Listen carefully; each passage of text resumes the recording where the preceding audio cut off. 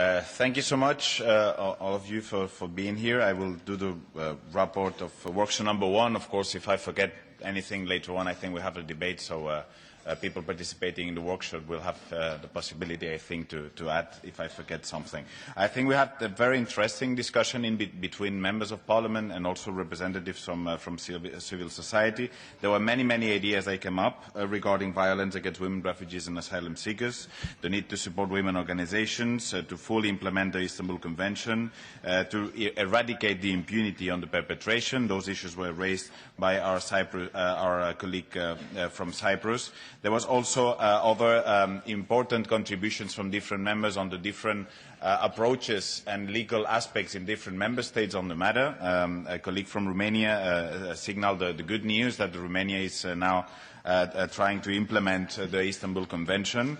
And also a colleague from Greece explained a bit the experience that the Greece is facing at the moment with the 800,000 refugees that arrived to the country, and the difficulties to address the needs of women at the moment, where many times women and the children are totally left alone and only getting solidarity directly by the population. So this is really a problematic issue. A colleague from Portugal also mentioned that in some particular cases we need to address the problem that we have good legal instruments such as the Istanbul Convention or many laws at the national level, but that sometimes the implementation is not fully working as it should.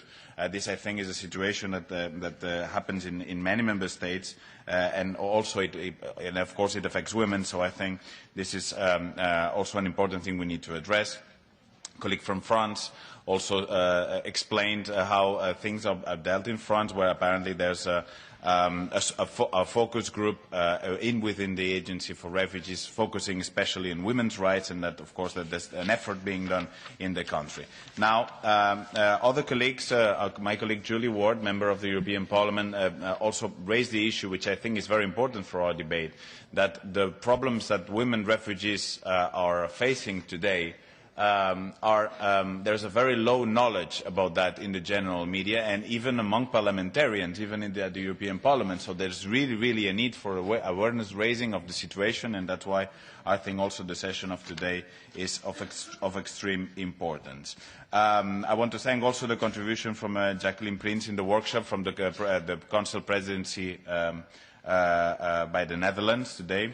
And then finally, but most important, two contributions from one social worker, Mina Jaff, and from Raikel Reilly from the Women's Refugee Commission. I think it was very important. Ms. Jaff explained the concrete cases of, for instance, Afghan women arriving with kids within the borders of the EU, where they had to face a situation that they had to stay in an open shelter place and they had to share the place where they were sleeping together with other men, facing problems of violence and in many cases sexual violence. In many cases the women had to organize themselves in order to make night shifts to protect themselves. So these are very concrete situations that were presented also in the workshop. And finally, I think Raikel Reilly from the Women's Refugee Commission pointed out some data, and I will finish with this, that I think are very important. 55% of refugees making the journey are women or girls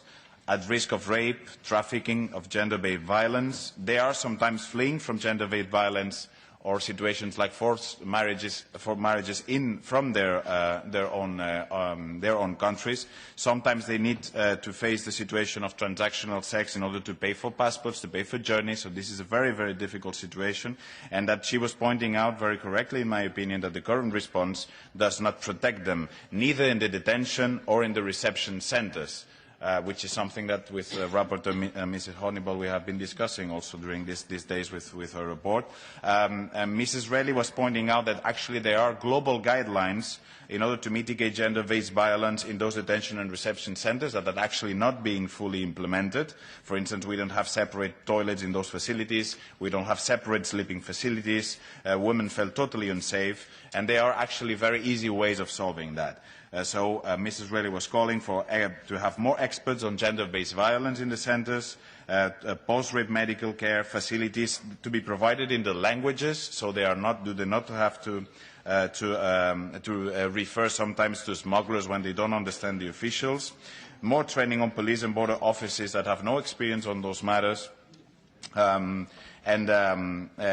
for instance, we need also referral mechanisms to report when there are cases, concrete cases of gender-based violence, of sexual violence, etc. So as a general conclusion, Mrs. Reilly was pointing out, and I think this is something that many of us share, that the current asylum policies today are putting women at risk, and we are really, really in need of very urgent answers. Thank you so much.